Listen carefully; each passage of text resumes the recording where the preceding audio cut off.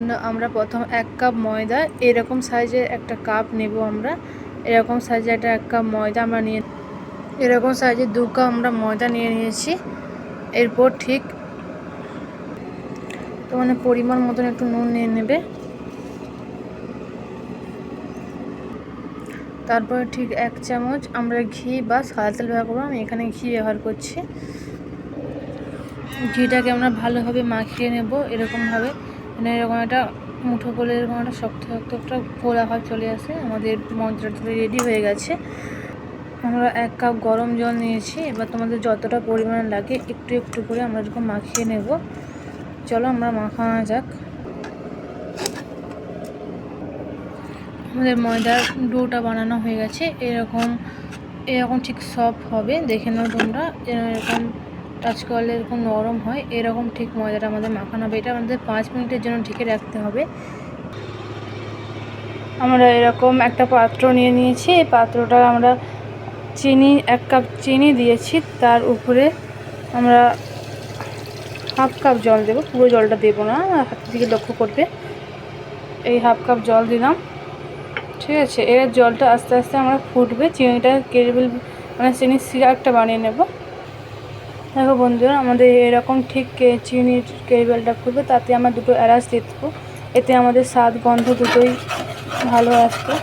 আমাদের এটাকে হতে একটু টাইম লাগবে, আস্তে আস্তে করে ফুটুক। অল্প হয়ে গেলে আমরা এটাকে বন্ধ করে দেবো চুলাটা। আমরা এটাকে ভালোভাবে ফুটে এসেছি, এবারে করে বুঝবো এটা হয়ে গেছে।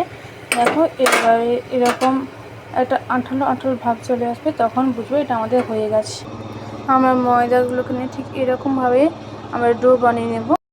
এরকমভাবে গোল গোল শেপে আমরা রুটি বেলে নিয়েছি। রুটি বেলতে হবে। তারপরে আমরা ডো নিয়েছি। ডোটি আবার একটা ঘিকে আমরা মাখিয়ে নেব। মাখিয়ে নিয়ে হালকা করে ময়দা দিতে পারো বা বেকিং সোডা দিতে পারো। আমরা ময়দাটা মাখিয়ে নিয়েছি এরকমভাবে। তারপরে এর ঠিক ওপরে একটা রয়েছি দেবো। এরকম একটার পর একটা ময়দার এরকম লেয়ার দিয়ে দিয়ে আমরা এই পুরোটাকে কভার করবো, ঠিক আছে। আমাদের ঠিক এরকম রোল করে নিতে হবে। তারপরে এটাকে পিস পিস করে আমরা ছুরিতে কাটবো। কাটার পর আমি তোমাদের দেখাচ্ছি। আমাদের ঠিক এই এতগুলো এরকমভাবে আমাদের ডোকে ভালো করে কেটে নিয়েছি। ঠিক গজার শেপে চলে এসছে। আমাদের এবার বিলে দেখা। আমাদের একটা কড়াই এখন চুলা জ্বালিয়ে নিয়েছি। এবার কড়াই আমরা হালকা রিফাইন তেল দিয়ে দিয়েছি। এরপর এটা হালকা হালকা করে ভেজে আমরা এটাকে ছাড়বো। দেখো তো আমাদের এই যে পুরো গজাটাকে আমরা ছেড়ে দিয়েছি। এবার এটা হালকা ফ্লেমে অল্প আছে আস্তে আস্তে করে হবে, ঠিক আছে। হোক, তারপরে আমরা পরের ভিডিও দেখাচ্ছি।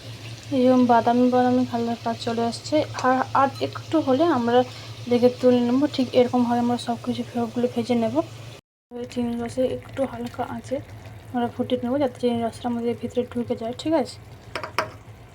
আমাদের তারপরে রেডি হয়ে যাবে জিভে গজা। আমাদের ফাইনাল রেজাল্ট জিভে গজা রেডি। তোমরা বাড়িতে ট্রাই করতে পারো। Tata, bye bye.